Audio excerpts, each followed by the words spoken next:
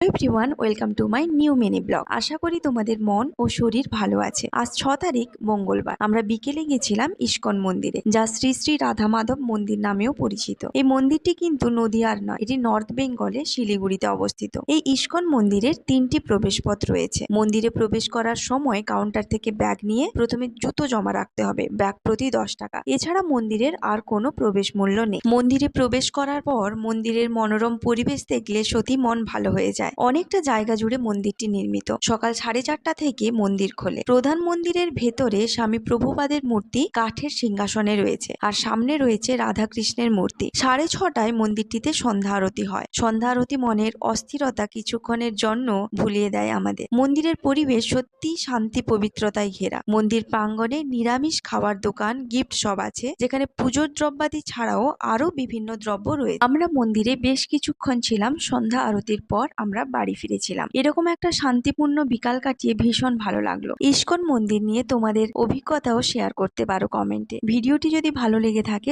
অবশ্যই সাবস্ক্রাইব করে দিও। আর হ্যাঁ, শিলিগুড়ি কোনো কারণে এলে মন্দিরটি দর্শন করতে ভুলো না।